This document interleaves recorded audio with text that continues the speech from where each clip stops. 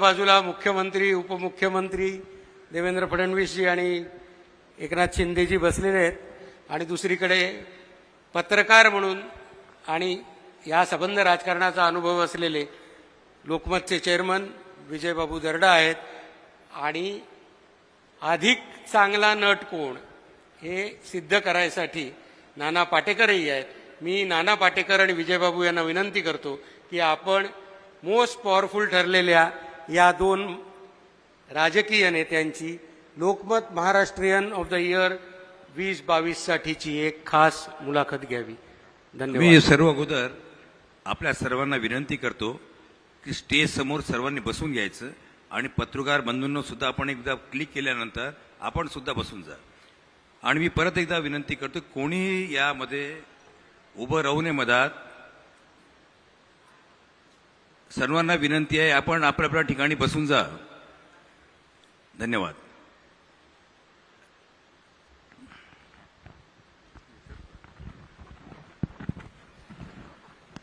बरी आहे ना तब्येत? छान.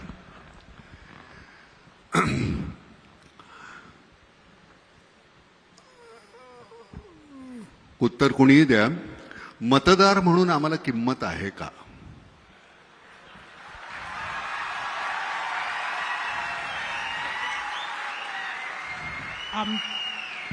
आमची किंमत तुमच्या भरोशावर ठरते. तुमची किंमत कमी झाली तर आमची कशी राहील? नाही, मुळामध्ये हे बोलण्यापुरतं झालं. म्हणजे एकदा मत दिल्यानंतर 5 वर्ष आम्ही खिसगंटीत नसतो का? कारण मला असं वाटतं की आणि एक गैरसमज टाळा. कुठल्याही पद्धतीनं कोणाला काहीतरी अडचणीत पकडणं किंवा टाळ्या मिळवणं त्याच्यासाठी नाही. एक जनसामान्य म्हणून मनामध्ये आलेले प्रश्न आहेत ते की एक कुठेतरी मॅन्डेट आहे तुम्हाला दिलेलं, आम्ही एक मत आहे. माझ्या मनामध्ये असतं काहीतरी एक मतदार म्हणून तुम्ही या गोष्टी कराव्यात. तुम्हाला दोघांना दिलं, उद्धवना तुम्हाला दिलं, शरदरावांना आणि तुम्हाला दिलं, कोणालाही. तर ते तुम्ही जर केलं नाही तर आम्ही काय करायचं तेवढं सांगा. 5 वर्षानंतर आम्ही करायचं ते करूच, पण त्याच्या आधी आम्ही काय करायचं?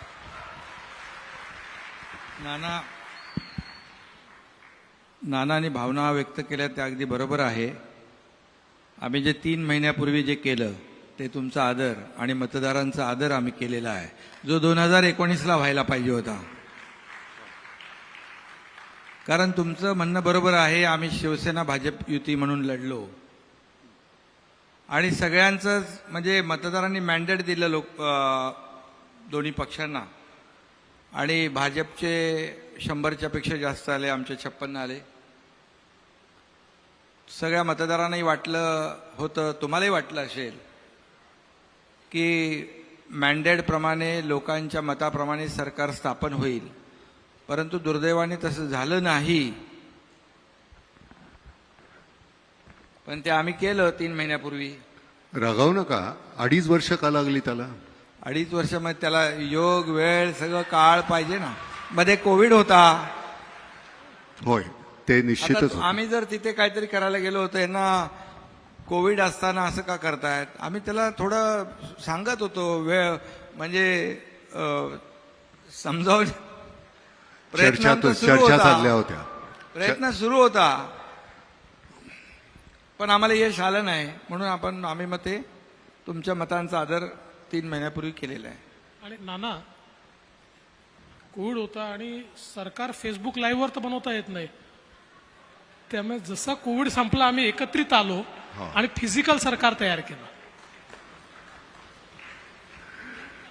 काय असतं फडणवीस साहेब, एक बार्टर सिस्टीम होती आपल्याकडे. 12 बलुतेदार होते ज्यावेळी, की आम्ही तुम्हाला हे देऊ, मग त्याच्या बदल्यात तुम्ही आम्हाला हे द्या. मतदार म्हणून आम्ही म्हणतो की आम्ही मत देऊ. लग्नपत्रिका छापल्यानंतर कोणतरी दुसरीच लग्नाला मुलगी उभी, नवरा मुलगा दुसरा, आणि मग आम्ही आमचा आहेर वाया जातो. आम्ही आहेर द्यायचा कोणाला? आम्ही कोणाला तरी दिलेला आणि तो कुठल्या तरी कोणाच्या तरी घरामध्ये जातो, त्याचं वाईट वाटतं. त्यामुळे काय आहे, ही बार्टर सिस्टीम खरंच छान होती. की आमच्याकडे एक अर्धकुशल कारागीर, मी त्याच्या बदल्यामध्ये त्यांना धान्य दिलं तर आमच्या घरातल्या सगळ्यांची हजामत करायचा वर्षभर. पण ती जी पद्धत होती, तर आता ती जी पद्धत आहे आम्ही मतदार म्हणून आम्ही करत असताना, आणि हे अतिशय मनापासून आतून वाटतं ते सगळं म्हणतो. आणि खरं सांगतो एकनाथराव, गंमत अशी झालेली आहे, राष्ट्रवादी वेगळा पक्ष, काँग्रेस वेगळा पक्ष, मनसे वेगळा पक्ष, समाजवादी वेगळा, बीजेपी वेगळा, सगळे वेगवेगळे पक्ष. त्यावेळी आम्हाला कधी काही वाटलं नाही. शिवसेना वेगळा. शिवसेना ही विभागली गेल्यानंतर आमची घरं पण विभागली गेलेली आहेत. माझे वडील किंवा माझी भावंड किंवा माझी मुलं याच्यामध्ये 2 गट पडलेत. तर ही भांडणं ही तिथपर्यंत गेलेली आहेत. हे तुमच्यापुरतं मर्यादित नाही राहिलेलं, ते हे इतकं असं वाढत गेलंय. त्याचं काय करायचं आम्ही? ती भांडणं तुमच्यातली कदाचित उद्या मिटतील, आमच्या भांडणाचं आम्ही काय करणार? तुम्हाला खरंच नाही. हा मग अगदी तळागाळामध्ये, गावागावामध्ये, छोट्या ह्याच्यामध्ये ही भांडणं सुरू झालेली आहेत. तुमच्याही लक्षात येत असेल ते. आणि ती जी भांडणं आहेत ती आम्ही थांबवायची कशी? उद्या तुम्ही अजून कुठल्याही पद्धतीनं मग त्याला तुम्ही राजकारण हे नाव देणार की आम्ही हे राजकारणामध्ये ही अशी कुटील नीती अमुक. आणि मला फडणवीस तुमच्याबद्दल एक अतिशय महत्त्वाची गोष्ट सांगायची आहे. पहिल्या वेळी तुम्ही ज्यावेळी मुख्यमंत्री झालात त्यावेळी मी तुम्हाला आवर्जून फोन करून सांगायचो की तुमचा जो स्वर आहे भाषण करताना तो इतका नका वरचा लावूया, तुम्ही असं करा. आता तुम्ही पूर्णपणे बदललेले आहात. नाना, त्याचं 100% क्रेडिट तुम्हाला जातं, 100%. आणि मला सगळ्यांना सांगायचं आहे आणि जाहीरपणे सांगायचं आहे की माझ्या प्रत्येक विधानसभेतल्या भाषणानंतर नानांचा रात्री फोन यायचा, अरे बाबा किती जोराने बोलतो, जरा श्वास घेऊन बोल, शांतपणे बोल. मी त्यांना कबूल करायचो की पुढचं भाषण माझं ऐका, आणि भाषणाला उभं राहायचो आणि पुन्हा तसाच बोलायचो. पुन्हा नानाचा फोन यायचा, पण ते हळूहळू करून मी बदललं आणि आता मला असं वाटतं पूर्णपणे बदललंय. नाही, त्यामुळे याचं खूप 100% क्रेडिट तुमचं आहे. कुठेही श्वास न घेण्याचा अधिकार फक्त अजित पवारांना आहे. ते ज्यावेळी बोलायला लागतात, म्हणजे मी त्या सिनेमात सुद्धा म्हटलेलं आहे की गाण्यामध्ये लता दिदी आणि बोलण्यामध्ये अजित दादा, हे कुठे श्वास घेतात हे कळत नाही. पण तुम्ही खरंच ते पूर्णपणे बदलून टाकलेलं आहे. बरं, गंमत अशी आहे, तुम्हाला आता माहिती आहे, तुम्ही विदर्भातले आहात. 9 महिन्यामध्ये 1092 आत्महत्या झालेल्या आहेत.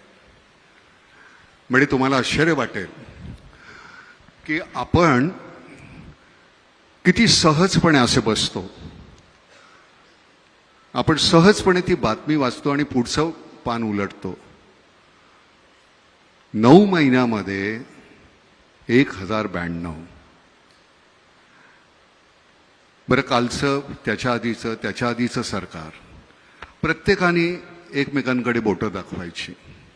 मला असं वाटतं ह्याच्याबद्दल अतिशय जाणीवपूर्वक कुठली तरी गोष्ट व्हायला पाहिजे. मुळात आपला शेतीप्रधान देश, त्याला औद्योगिक क्रांती म्हणून तुम्ही नंतर काही ज्या बदलल्या. बरं, आपल्या इथे MIDC सुद्धा होतात त्या अतिशय सुपीक जागेवर.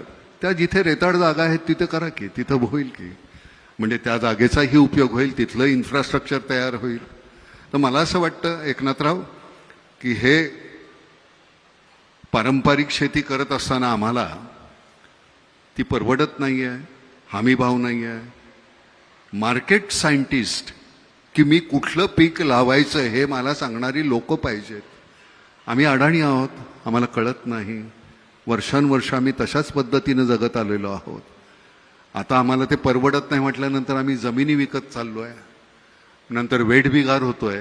तर ह्या संदर्भामध्ये थोडासा जर का तुम्ही आम्ही नाना, आपण आल्या सरकार आपलं झाल्या आम्ही शेतकऱ्यांच्याच पूर्णपणे आत्महत्या कमी नाही झाल्याच, व्हायलाच नको यासाठी मोठ्या प्रमाणावर जे म्हणजे मोठ्या योजना, काल पण आम्ही परवाच्या कॅबिनेटमध्ये जवळपास 11,000 कोटीची योजना ज्या आहेत त्याला मंजुरी दिली. म्हणजे जवळपास 2 लाख हेक्टर जमीन ओलिताखाली येईल. हा. आणि जे समुद्राकडे वाया जाणारं वाहून जाणारं पाणी जे आहे हे दुष्काळग्रस्त भागामध्ये वळवण्याचा मोठा प्रकल्प देखील आम्ही हाती घेतोय, अप्रतिम. त्याबद्दल अतिशय जेणेकरून मनापासून शेतकरी आत्महत्या करणार नाहीत आणि त्याला शेतीला जोडधंदा थोडा पूरक धंदा त्याला सपोर्टिव्ह असं काहीतरी करता येईल का, यासाठी आमची देवेंद्रजी आमची चर्चा झाली. आमचे अधिकारी त्याच्यावर काम करतायत आणि शेतकऱ्यांसाठी एक विशेष कृती आराखडा आम्ही बनवण्याचा एक प्रयत्न करतोय. त्यामध्ये जसं कोकण आहे, पश्चिम महाराष्ट्र, उत्तर महाराष्ट्र यामध्ये शेतकरी आत्महत्यांचं प्रमाण कमी आहे. मराठवाडा विदर्भामध्ये जे शेतकरी आत्महत्यांचं प्रमाण आहे ते अगदी खाली आलं पाहिजे, किंबहुना करताच कामा नये. एक एक जीव आमच्यासाठी महत्त्वाचा आहे. आणि देवेंद्रजी इकडे बसलेले आहेत, गेले 5 वर्ष अगोदरचे ते मुख्यमंत्री होते. त्यांनी देखील जलयुक्त शिवार योजना मोठी सुरू केली. नंतर ती आदल्या 2.5 वर्षामध्ये बंद करून टाकली. पुन्हा आम्ही आल्या ती सुरू केलेली आहे. कारण शेवटी जमीन पाण्याखाली ओलिताखाली आणणं याला आम्ही महत्त्व दिलेलं आहे. आणि शेतकऱ्याच्या ज्या काही अडचणी आहेत मी काय आता बोलणार नाही काही, परंतु आपल्याला दिसेल की शेतकरी आत्महत्या कमी झाली पाहिजे, याला आमच्या सरकारने प्राधान्य दिलेलं आहे. आणि नाना याच्यामध्ये एकच जोड देतो की मुख्यमंत्री मोदयांनी अतिशय करेक्ट सांगितलं. तुम्ही बघा, जिथे सिंचन आहे तिथे आत्महत्या नाही आणि जिथे सिंचन नाही तिथेच आत्महत्या आहे. आणि म्हणून हा सगळा दुष्काळी पट्टा जो आहे याचा दुष्काळ नष्ट करण्याकरता पहिला प्रयोग आपण जलयुक्त शिवारचा केला. जलयुक्त शिवारमुळे 39 लाख हेक्टर जमीन ही रबीच्या पिकाखाली आली. त्यामुळे त्याला 2 पिकं, या सगळ्या दुष्काळी पट्ट्यात तो 1 पीक घ्यायचा आणि ते पीक नष्ट झालं की त्याच्या जो काहीच उरायचं नाही, म्हणजे खायला देखील उरायचं नाही. आणि म्हणून आता जवळजवळ 27 TMC पाणी थांबलं. रबीचं आपलं क्षेत्र 39 लाख हेक्टरनी वाढलं. आणि आमचा संकल्प आहे की एकदा हे वाहून जाणारं पाणी हे जर आपण गोदावरी खोऱ्यामध्ये आणू शकलो किंवा जे विदर्भातलं वाहून जाणारं पाणी या गोसेखुर्दच्या खालनं ते बुलढाण्यापर्यंत आणू शकलो तर जवळजवळ सगळा आपला दुष्काळी पट्टा जो आहे हा ओलिताखाली येईल. आणि यासोबत एक अत्यंत महत्त्वाची आता आम्ही अजून योजना सुरू केली आहे. आपल्याकडे आपण शेतकऱ्यांना अर्धे दिवस सकाळी वीज देतो आणि अर्धे दिवस रात्री देतो. त्याला साप विंचू सगळा सामना करत अर्धे दिवस रात्री काम करावं लागतं, कारण दिवसा आपण देत नाही. आणि म्हणून आता आपण 100% फिडर जे आहेत ॲग्रिकल्चर हे सोलरवर आणतोय. आणि त्याचा 2 वर्षाचा कार्यक्रम हातात घेतला. 3 वर्ष लागतील फार तर. 4000 मेगावॅटचे सोलर आपण सगळे ॲग्री फिडर करतोय. शेतकऱ्याला रोज दिवसा 12 तास वीज त्या ठिकाणी मिळेल. आणि याचं इतकं डिसेंट्रलाइज मॉडेल आपण तयार केलं आहे की मुख्यमंत्री आणि मी बैठक घेतली आणि मग डिसेंट्रलाइज पद्धतीनं हे सोलार करण्याकरता जमिनी मिळत नाही. तर आता आम्ही योजना अशी तयार केली आहे की ज्या योजनेमध्ये जो शेतकरी त्याची जमीन किरायाने देईल, भाड्याने देईल, 2 एकर 3 एकर 5 एकर 1 हेक्टर, त्याला आम्ही साधारणपणे 60,000 ते 75,000 रुपये भाडं देणार आहोत. म्हणजे त्याला आज जेवढं पीक नाही आहे त्यापेक्षा जास्त त्याला जमिनीचं भाडं 30 वर्ष सातत्याने आम्ही देऊ. त्यामुळे त्याचं नुकसान होणार नाही. आणि त्या जमिनीवर सोलर लावून त्या संपूर्ण फिडरवरचे जेवढे शेतकरी आहेत या सगळ्या शेतकऱ्यांना आम्ही 12 तास दिवसा वीज देऊ. एकीकडे विहिरी आपण केलेल्या आहेत पण वीज नसल्यामुळे त्याचं पीक सुकतं आहे. त्यामुळे ती वीज जर त्याला दिवसा मिळाली तर आत्महत्यांचं प्रमाण निश्चितपणे कमी होईल. निश्चितपणे ह्याला थोडासा वेळ लागेल. तुम्ही 3 वर्ष म्हणताय ते. झरीला आम्ही हा प्रयोग केला होता. लोकांची जमीन भाड्याने घेतली. तुमचं वार्षिक उत्पन्न किती आहे? 30,000. 30,000च्या बदली 60 दिले आणि ती घेतलेली त्यांची जमीन होती. तिथे आम्हाला जे वाटलं ते पीक आम्ही लावलं आणि त्याचं उत्पन्न आल्यानंतर त्यांना अजून वरचे 1.5 लाख रुपये दिले आणि आम्ही शेवग्याच्या शेंगाचंच पीक घेतलं होतं. तर मला असं वाटतं की ह्या सरता शेवटी आम्हाला मर्यादा आहेत नाम फाउंडेशनला, पण तरीसुद्धा तुमच्याबरोबर राहून जर आम्हाला काही करता आलं तर आम्हाला निश्चितपणे आनंद होईल. शिवनदी आता चिपळूणमध्ये यावर्षी अजिबात कुठेही बाजारपेठेत पाणी नाही, कुठंही काही नाही. आपण कोकणामध्ये खूप मोठ्या प्रमाणावर काम करतोय. शिवनदीचं 7 किलोमीटरचं आपण केलं आणि वशिष्ठी नदीचं आहे. आणि महाडला जे आता करतोय आपले राऊत आता भेटले, मी त्यांच्याशी बोललो. तर हे आपण सरतेशेवटी समन्वयानंच होणार आहे. फक्त एकच आहे की नदीमध्ये जे पाणी सोडतात, जे कारखाने, प्रदूषण होतं, मच्छी मेली, सगळे मासे मेले आणि तरंगत आहेत, त्याच्यापुरतं ते मर्यादित राहू नये, त्यांच्यावर अतिशय कडक कारवाई व्हायला पाहिजे.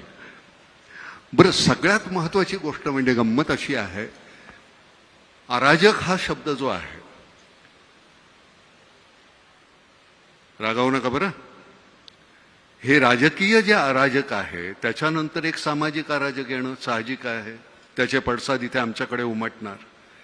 ते उमटल्यानंतर मग कोणी लाठ्या काठ्या बंदुका हातात घेतला तर करायचं काय? मग राजकीय अराजक तुम्ही थांबवलं तर आमचं सामाजिक अराजक थांबेल की नाही? याला मी वेगळं राजकीय अराजकच म्हणे. भाऊ आमचा तोडसेकर बरोबर मी परवा बोलत होतो, भाऊ माझा, आम्ही कॉलेजमध्ये एकत्र होतो.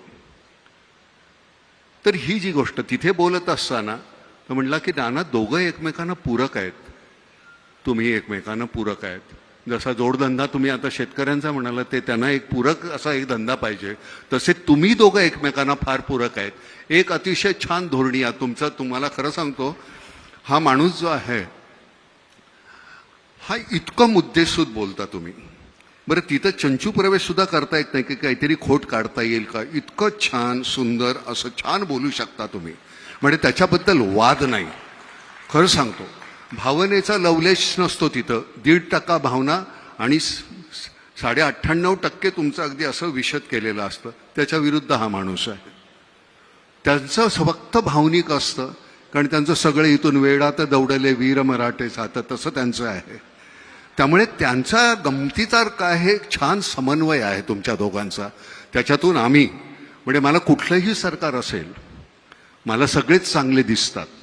त्याचं कारण वाईटामध्ये चांगलं शोधायची सवय आहे.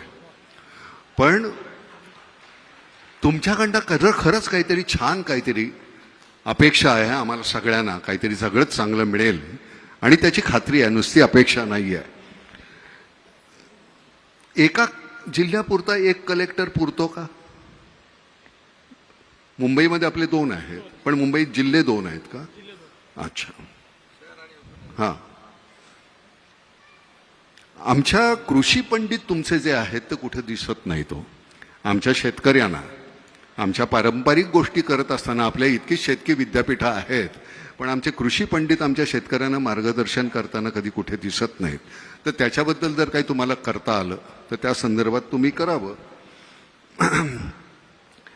फक्त एकच आहे की मला गंमत आहे की आम्ही चव्हाट्यावर सुद्धा कधी इतकी शिवराळ भाषा वापरली नाही. इतकं छान शिवराळ पद्धतीनं ऐकायला मिळतं ना हल्ली, मला इतकं बरं वाटतं. वा वा वा वा, आपल्यापेक्षा काय हे काही फारसं काही वेगळं नाही आहे.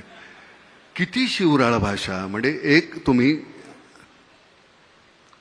मला असं वाटतं की मी ज्यावेळी बोलतो त्यावेळी माझा शब्दप्रयोग जे आहेत, मी कुठल्या शब्दाचं नियोजन करतो त्याच्यात माझी संस्कृती दिसते, संस्कार दिसतात. तर ते वापरत असताना गलिच्छातला गलिच्छ शब्द मी किती वापरू शकतो, तर त्याची एक परिसीमा असते, ती तेवढी आपल्याला सांभाळायला हवी. ती नाही सांभाळली तर आम्ही आमच्या नवीन मुलांसमोर, शाळेतल्या कॉलेजमधल्या मुलांसमोर कुठले आदर्श ठेवणार आहोत? त्याच्यावर काही तुम्ही नियम, नीती नियम काही आहेत का? आम्ही तर, माझ्याकडून तर तुम्हाला कधी ऐकायला आलं नसेल. मला ते बोलताच येत नाही पातळी सोडून. नाही नाही, तुमच्याबद्दल नाही, मी एकूणच बोलतोय.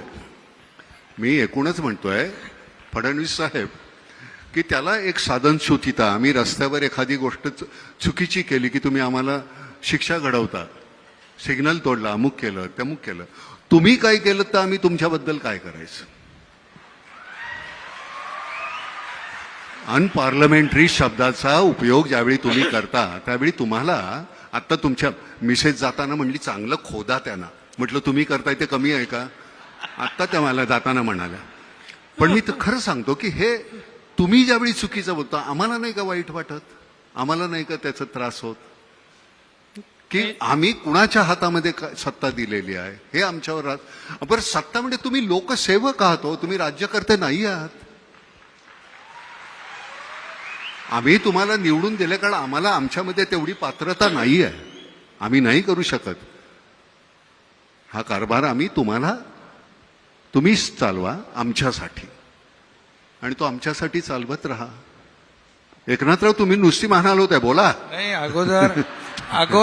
अगोदर तुम्हाला, तुम्ही जे म्हणालात ना, ते 2.5 वर्षाच्या पूर्वी आपल्याला जाणवलं असेल, पण आम्ही 3 महिन्यानंतर आम्ही राज्यकर्ते नाही, शासन प्रमुख नाही, आम्ही या राज्यातल्या जनतेचे सेवक म्हणून काम करणार आहोत, सेवक म्हणून.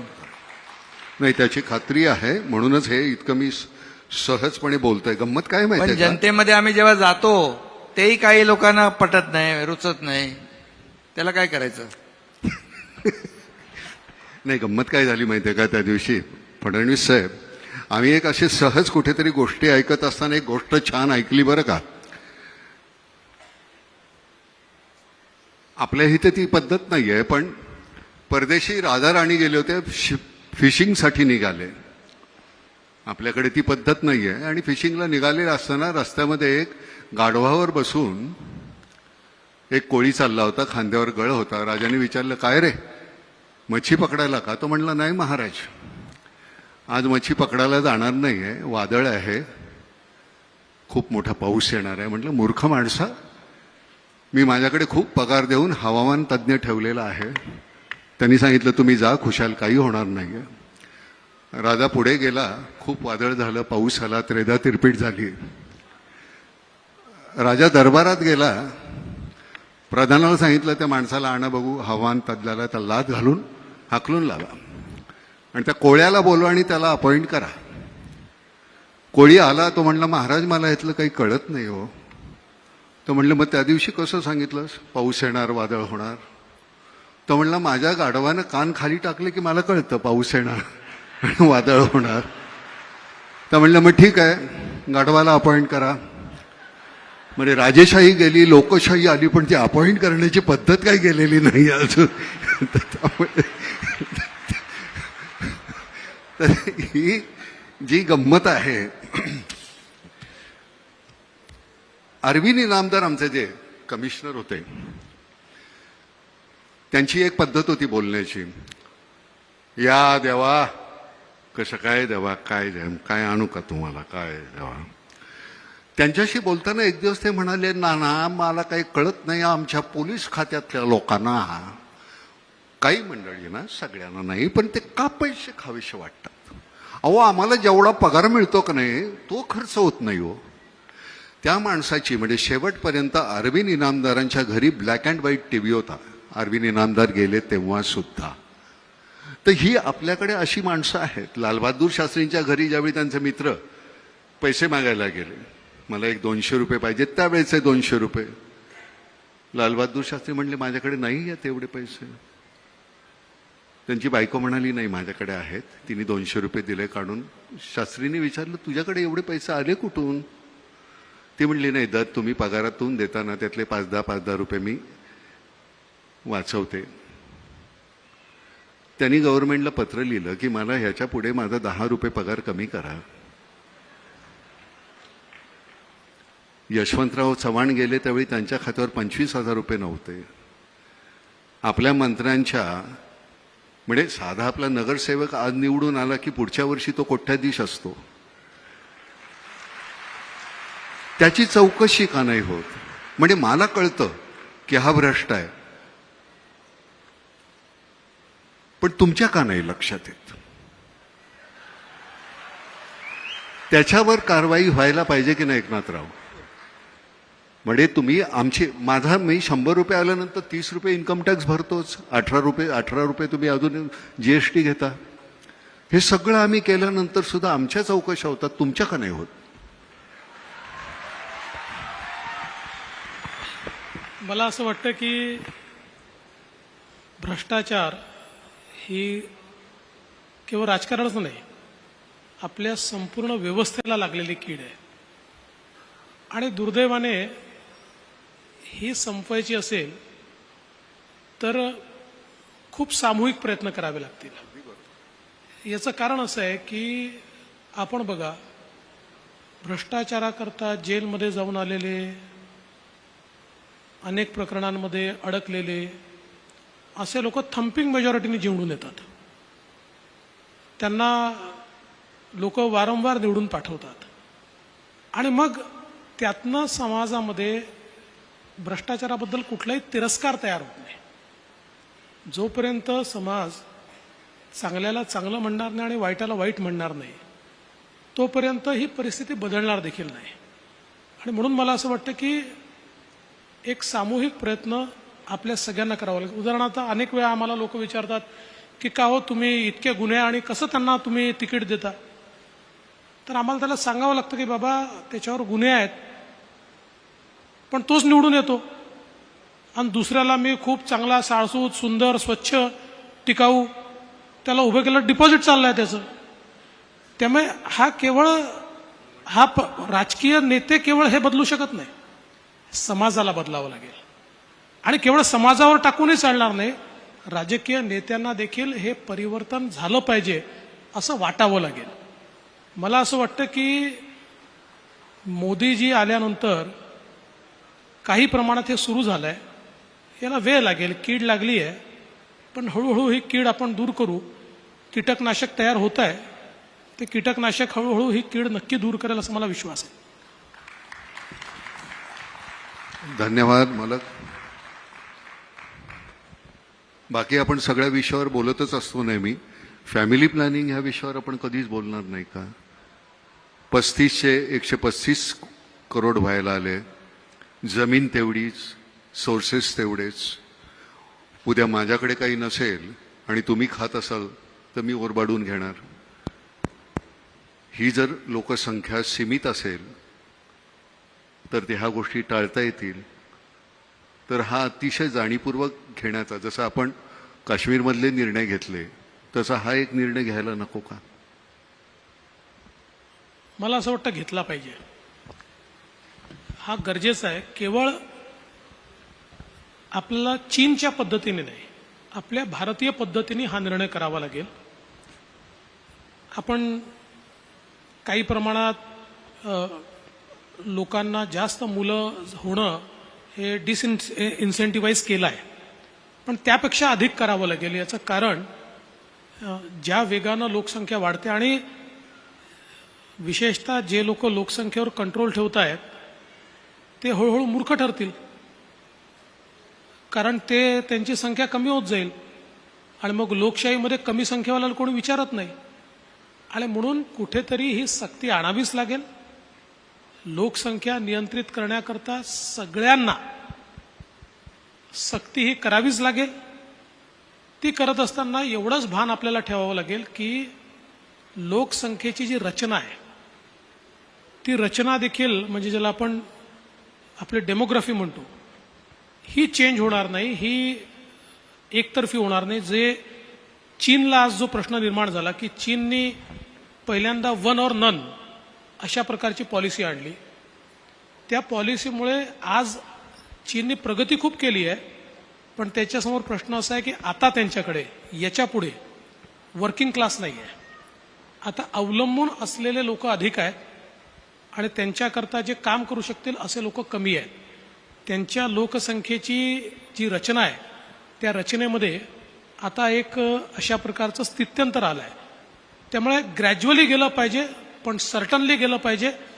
आणि उद्याला हे काही मी कुठल्या माझ्या पक्षाचं मत वगैरे मांडत नाही, वैयक्तिक मला जर कोणी विचारलं की लोकसंख्या नियंत्रणाकरता कायदा आणला पाहिजे का, तर मी म्हणेन आणला पाहिजे. धन्यवाद. समान नागरी कायदा यायला हवा का? प्रत्येकाला एकच कायदा. समान नागरी कायदा आपल्या संविधानाने डायरेक्टिव्ह प्रिन्सिपल ऑफ स्टेट पॉलिसीमध्ये सगळ्या राज्यांवर जबाबदारीच टाकली आहे, संविधानानेच टाकली आहे समान नागरी कायद्याची. तर गोव्याचे मुख्यमंत्री या ठिकाणी आहेत. गोवा सध्या एकमेव राज्य असं आहे की जिथे समान नागरी कायदा आहे, अस्तित्वात आहे. आता उत्तराखंडमध्ये देखील येतोय.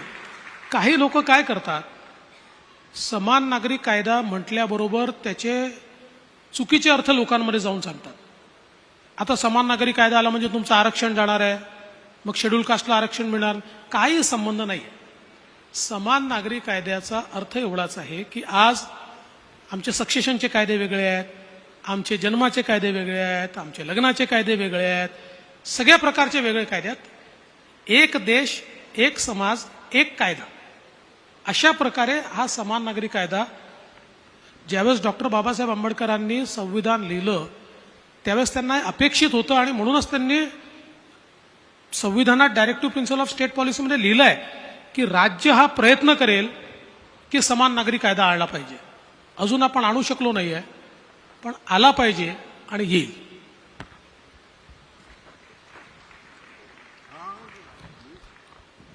तुम्ही बोलत नाही म्हणून मी बोलत राहिलो. मी मधात बोलत नाही. असं आहे का? मी मधात बोलत नाही. होय का? माझा पहिला प्रश्न माननीय मुख्यमंत्री शिंदे साहेबांना आहे. शिंदे साहेब, पवार साहेब, काँग्रेस, उद्धव ठाकरे साहेब मैदानात असताना आपण हा नवीन इतिहास कसा रचलेला जरा लोकांना सांगा. आता 3 महिन्यापूर्वी तो इतिहास घडलेला आहे.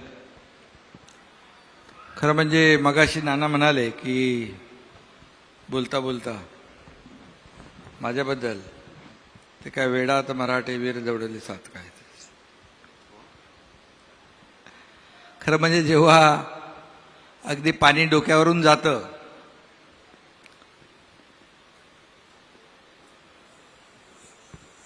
आणि त्यावेळेस किंबहुना जी आपली नीतिमूल्य आहेत, आपली भूमिका आहे, आपल्या पक्षाची आयडिओलॉजी आहे, आपल्या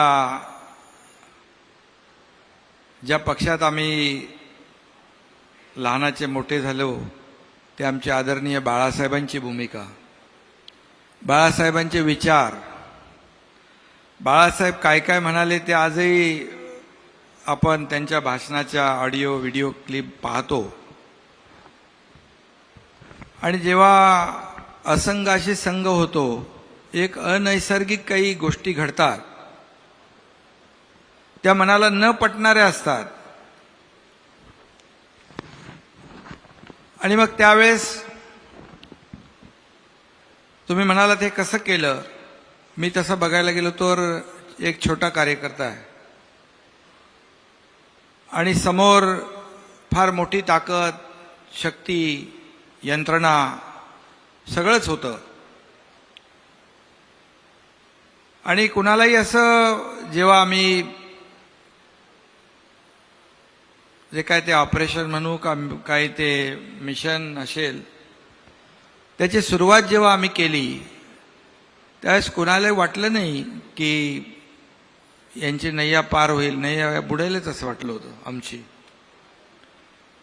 कारण एकीकडे सगळंच होतं आणि मलाही वाटलं नाही की याच्यामध्ये काय होईल काय माहीत नाही. परंतु माझ्याबरोबर जे माझे सहकारी आमदार होते त्यांना दररोजचा जो काही त्रास होत होता, त्यांच्या मतदारसंघामध्ये असेल, अधिकारी असतील, त्यांच्या मतदारसंघात मतदारांना त्यांनी शब्द दिलेला ती कामं असतील, हे सगळं जेव्हा असह्य होऊ लागलं, आघाडीतलेच जेव्हा नेते त्यांच्या मतदारसंघामध्ये नारळ फोडू लागले, निवडून आलेला आमदार आमचा आणि पराभूत झालेला आमदार त्यांचा, तिथे त्यांना जाऊन मदत करणे, उद्घाटनं करणे, भूमिपूजन करणे, पुढचा आमदार राष्ट्रवादीचाच, पुढचा आमदार काँग्रेसचाच जाहीरपणे सांगणे, ह्या सगळ्या गोष्टी जेव्हा घडू लागल्या त्यावेळेस आमदारांनी मला वारंवार ते सांगत होते. आता काही आमदार सांगतात की मी, काही म्हणतात की एकनाथ शिंदे घेऊन गेला, पण इकडे उलटं झालेलं आहे. त्याला माझ्या बाजूला बसलेले देवेंद्रजी साक्षीदार आहेत. आणि जेव्हा असह्य झालं, पुढचं जेव्हा त्यांचं राजकीय जे काही करिअर आहे तेच त्यांचं धोक्यात आलं. आणि काही गोष्टी ज्या आहेत सहन करण्याची एक मर्यादा असते, तो तिथपर्यंत माणूस मर्यादेत सहन करू शकतो. वारंवार देखील आम्हाला काय असं काय जे आम्ही केलं त्याचं काय आम्हाला खूप आनंद आणि खूप आनंदाच्या उकळ्या फुटल्यात नाना असं नाही आहे. ज्या पक्षामध्ये आम्ही इतके वर्ष काम केलं, जे रक्ताचं म्हणजे रक्त आटवलं, घाम गाळला, आयुष्यभर फक्त पक्ष एके पक्ष, नेता एके नेता, आणि कधी कुठेही घरादाराचा त्याची पर्वा केली नाही. घरातून निघाल्यानंतर पुन्हा घरी येऊ की याची शाश्वती नसायची. आणि अशा परिस्थितीमध्ये आमच्या कुटुंबाने देखील खूप सॅक्रिफाईस केलं, प्रत्येकाच्याच. आणि हे सगळं करत असताना जेव्हा असं कुठेतरी चुकीचं जेव्हा घडू लागलं, लोकशाहीमध्ये पक्षचे प्रमुख असतात, त्यांना अधिकार असतात, परंतु ते पक्ष मोठा करण्याचे अधिकार असतात. आपल्या सोबत असलेल्या सहकाऱ्यांना विश्वासात घेऊन निर्णय घेण्याचे अधिकार असतात.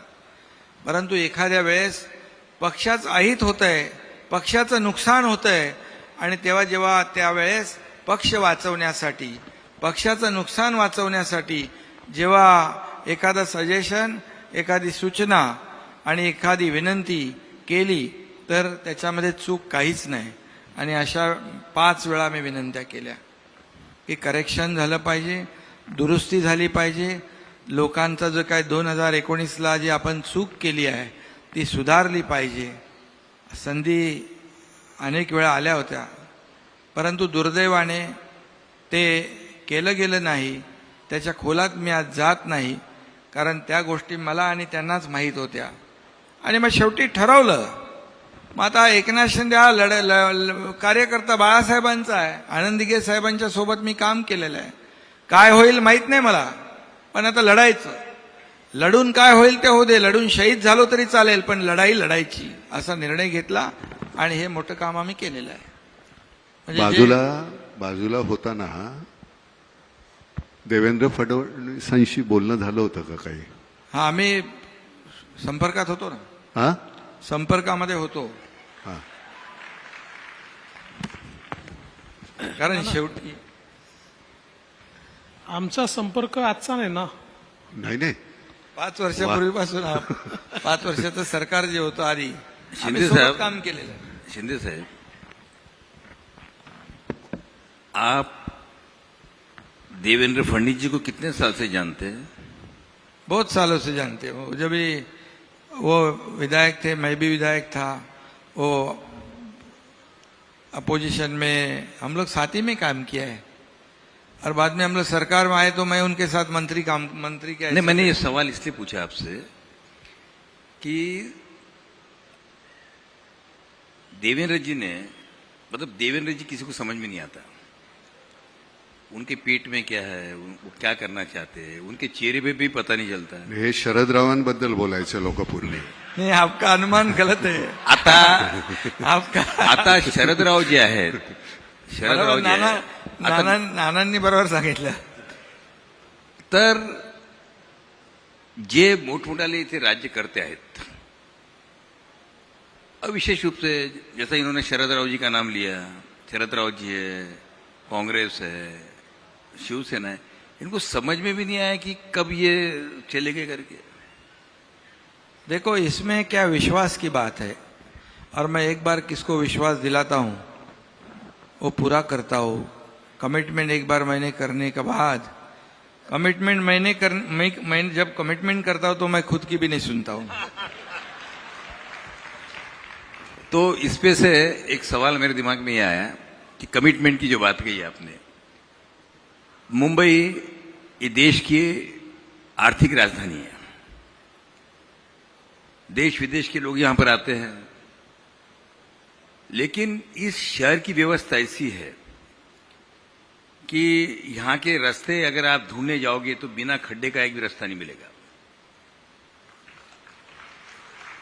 तो मैं ये जानना चाहता कि इस खड्डे में कौन सी पार्टी खत्म होंगी और कौन सी पार्टी जिंदे रहेगी. नहीं, इसके आपने जो सवाल पूछा है बहुत ही बराबर सवाल पूछा है, क्योंकि पिछले कई सालों से यह मुंबई के खड्डे जो है लोगों को तकलीफ दे रही है. आप भी बहुत छापते हो वो खड्डे, 3000 खड्डे हैं, फिर 1000 खड्डे दुरुस्त हो गए, मीडिया भी दिखाती है सब. लेकिन मैं आपको कहूंगा, जब हमारी सरकार बन गई, पहले मैंने क्या काम किया, मैंने कमिश्नर चहल को बुलाया. मैं बोले, भाई कितने किलोमीटर रोड है? बोले 1900 किलोमीटर रोड है. तो बोले ये क्यों खड्डे हो रहे, पैसे नहीं क्या? बोले है पैसे. तो बोले इसको कंक्रीट के क्यों नहीं करते हो? तो बोले करते हैं ना हम लोग हर साल 50 किलोमीटर. भाई क्यों? डामर के रास्ते करते हो, हर साल खड्डे होते हैं, फिर रिपेयरिंग होता है. क्या कॉन्ट्रैक्टर लोगों के लिए आप दुरुस्ती का काम करते हो क्या, रिपेयर का काम? तो बोले नहीं. तो मैं बोला ऐसा करो, अभी आप 500 किलोमीटर के रोड कंक्रीट की ले लो। बोले कितने पैसे लगेंगे, मैं पूछा। बोले 5,500 करोड़। बोले ले सकते हैं पैसे? बोले है। तो बोले ठीक है, 450 किलोमीटर के रोड कंक्रीट के उन्होंने ले लिए, उसके टेंडर प्रोसेस भी शुरू हो गई है। और मैंने कहा फिर बाकी के रास्ते कब करोगे? बोले, मैं बोला उनको मार्च में आप बचे हुए जो रास्ते हैं, मतलब टोटल 100%, उसके भी आप टेंडर निकालो, क्या पैसे नहीं है? बोले है।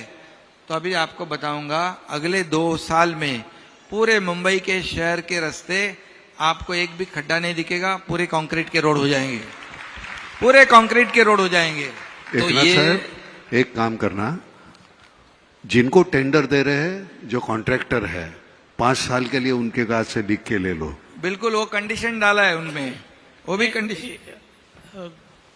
एक जो सीएम साहब ने बताया, आपने बहुत अच्छा सवाल पूछा। यहाँ महानगर पालिका में लोकल कॉन्ट्रैक्टर जो है वो क्वालिफाई होता था, पर एलएनटी और टाटा नहीं होते थे। अभी सीएम साहब ने एलएनटी टाटा जैसों को क्वालिफाई किया, ग्रेट। और अब वो काम करेंगे। बड़ी कंपनी काम करेगी, क्वालिटी काम करेगी और समय पे काम करेगी। शिंदे साहब, 2 सवाल है, एक सवाल आपके लिए और एक देवेंद्र जी के लिए। ये जो धनुष्य बाण जो है, ये कहाँ रहेगा? म्हणजे हा जे आपलं धनुष्य बाण आहे ते कुठे राहील? धनुष्यबाण देखिए, मेरिट से हमारे को कोई किसी को कई बार किसी को बोलने की भी जरूरत नहीं है। मेरिट से धनुष्यबाण जो है, बाळासाहेबांची शिवसेना, आमची बाळासाहेबांची शिवसेना म्हणून काल डिक्लेअर केले। हा, बाळासाहेबांची, अरे शिंदे बिंदे जाऊ दे, बाळासाहेबांची शिवसेना याला महत्व आहे। आणि ते निवडणूक आयोगाने काल मान्य केलेलं आहे। आता ही पोटनिवडणूक मध्ये लागली, नाहीतर धनुष्यबाण बाळासाहेबांच्या शिवसेनेलाच मिळायला पाहिजे, मिळाला असता। याचं कारण 55 पैकी 40 आमदार हे आमच्याकडे सोबत आहेत आणि त्यांची मतांची आकडेवारी 39 लाख होते आणि 18 पैकी 12 आमदार शिवसेनेचे, 12 खासदार आमच्या सोबत आहेत, त्यांच्या मतांचे आकडे आहेत 69 लाख। म्हणजे 70% पेक्षा जास्ती मेजॉरिटी आमच्याकडे आहे। त्यामुळे बाय मेरिट धनुष्यबाण हा आम्हालाच मिळाला पाहिजे आणि तो पुढे मिळेलच। मी जे बघतोय कालपासून, अन्याय झाला, कोण गळे काढतोय, परंतु निवडणूक आयोगाने जे गोठवलं चिन्ह, त्यालाही जबाबदार विरोधी पक्षातले लोक आहेत। कारण त्यांना वारंवार संधी दिली की तुम्ही तुमचे कागदपत्र द्या, पण 4 वेळा वेळ वाढवून मागितली। म्हणजे तुमच्याकडे कागदपत्र, डॉक्युमेंट नाहीत म्हणून तुम्ही वेळ मागितलं। आता मला काल समजलं की जे डॉक्युमेंट, जे ॲफिडेव्हिट आहेत ना, 5000 बोगस ॲफिडेव्हिट पण मिळालेले आहेत, पोलिसांनी पकडलेत ते। आणि म्हणून मेरिटवर आम्ही कुणावरही, आम्हाला कुणाचं काही नुकसान नाही करायचं, पण बाय मेरिट जे इतर अगोदर 3-4 वेळा देखील अशा प्रकारे चिन्ह फ्रीज केलेले आहेत, बरोबर ना। आणि ही पोटनिवडणूक मध्ये लागल्यामुळे ती प्रोसेस त्यांना करता आली नाही, परंतु नक्की करतील। आणि ते धनुष्यबाण जे चिन्ह आहे, कारण शेवटी लोकशाहीमध्ये मेजॉरिटीला महत्व आहे। मेजॉरिटी ज्याच्याकडे आहे त्याच्याबरोबरच ते सगळ्या निर्णय होत असतात। म्हणजे फायनली या पोटनिवडणुकीनंतर शिवसेना आणि धनुष्यबाण आपल्याकडे राहील का? आमची बाळासाहेबांची शिवसेना तर आलेलीच आहे, हो। आणि आम्ही बाळासाहेबांची शिवसेना, बाळासाहेबांचे विचार, भूमिका म्हणून आम्ही चाललोय। आता समोर कुठली कंपनी आली आहे माहित नाही मला, पण धनुष्यबाण हा नियमानुसार आम्हाला मिळेल, कारण लोकशाहीमध्ये बहुमताला महत्व आहे। लोकशाहीमध्ये घटना आहे, नियम आहे, कायदा आहे। कायद्याच्या बाहेर आम्हाला काहीच नको आहे आणि आम्ही कायद्याच्या विरुद्ध कुठलंही काम केलं नाही। म्हणून तर कोर्टाने देखील जे काही निर्णय दिलेला आहे तो कायद्याप्रमाणे दिला आहे, मेजॉरिटीप्रमाणे दिला आहे, आम्ही त्याचा आदर केलेला आहे। माननीय देवेंद्र जी, सवाल ऐसा है, ये सवाल मेरे मन में रणवीर सिंह को देख के आया कि आपने जब मुख्यमंत्री थे तब कहा था कि दिन ब दिन हमारे हॉलीवुड जो है से बॉलीवुड सशक्त होते जा रहा है टेक्नोलॉजी या सब दृष्टि से, मगर रोज ऐसी खबरें आती कि मुंबई का वर्चस्व कम होते हुए कई अलग अलग राज्यों के अंदर फिल्मों की डिमांड कर रहे लोग, उनको कंसेशन दे रहे, वन विंडो एजुकेशन अपना सुविधाएं दे रहे हैं। तो अभी भी आपको ऐसा लगता है कि मुंबई में हॉलीवुड से जबरदस्त बॉलीवुड बन जाएगा हमारा? देखिए, यूनिवर्सिटी तो कई बनी, पर ऑक्सफोर्ड और कैम्ब्रिज वही है, उसको कोई खत्म नहीं कर पाया। तो मुंबई एक नेचुरल इकोसिस्टम है, मुंबई में एक नेचुरल टैलेंट है। कुछ समय के लिए आप एक ऐसा वातावरण पैदा कर सकते हो कि भाई कभी साउथ में हो सकता है, कभी नॉर्थ में हो सकता है, लेकिन मुंबई का कोई मुकाबला नहीं है। हाँ, ये जरूर है कि हम लोग कॉम्प्लेसेंट नहीं हो सकते। और जैसे हम लोगों ने आने के बाद तुरंत, क्योंकि जिस समय मैं मुख्यमंत्री था तो मैंने एक सिंगल विंडो तैयार की थी, और जिसमें किसी भी प्रकार की शूटिंग के लिए कहीं पर भी परमिशन के लिए जाना नहीं पड़ेगा। और कई जीआर भी निकाले थे। दुर्दैव से वो जब हमने गो लाइव की और सरकार बदली और हमारी सिंगल विंडो बंद हो गई, उसको ताला लग गया। तो अभी तुरंत एकनाथ जी ने और मैंने इस बारे में एक मीटिंग भी ली और वापस उसको शुरू करें, क्योंकि जैसे यूनिवर्सिटी, जैसे एक फिल्म सिटी की, फिल्म इंडस्ट्री की एक इकोसिस्टम हमारे यहाँ, वैसे ही हमको ईज ऑफ डूइंग बिजनेस भी उसमें लाना पड़ेगा। अगर शूटिंग के लिए पुलिस स्टेशन के चक्कर मारने पड़े, अगर शूटिंग में कोई गुंडे आकर तकलीफ दे, तो इसका फायदा नहीं होगा। तो उस दृष्टि से भी हम लोग अभी काम कर रहे हैं। और दूसरा, हम लोग ये चाहते हैं कि अभी तो फिल्में जो होती है उसमें टेक्नोलॉजी का बहुत ज्यादा उपयोग होता है, और वैसे भी महाराष्ट्र तो टेक्नोलॉजी का हब है। हमारी जो फिल्म सिटी है, इसमें हम पूरी जो दुनिया की लेटेस्ट टेक्नोलॉजी है वो टेक्नोलॉजी हमारे स्टूडियोज में हम लाए, वहां पर हम नए सारी टेक्नोलॉजीज को वहां पर उपलब्ध कराए, ये भी हमारा प्लान है। तो मुझे ऐसा लगता है कि कभी कभी परिस्थितियां ऐसी आती है। और वैसे भी देखिए क्या होता है ना कि अगर दूसरे राज्य भी अगर मार्केटिंग करते हैं तो इससे कोई हमारी साख कम नहीं होती है। ये तो एक प्रकार से मार्केट एक्सपांड हो रहा है, वो लोग भी करें। मतलब उसके वजह से प्रॉब्लम ये हुआ कि यहाँ का जो डायमंड बुर्ज है वो गुजरात चले गया जी। डायमंड बुर्ज जो है यहाँ पर वो गुजरात चले गया।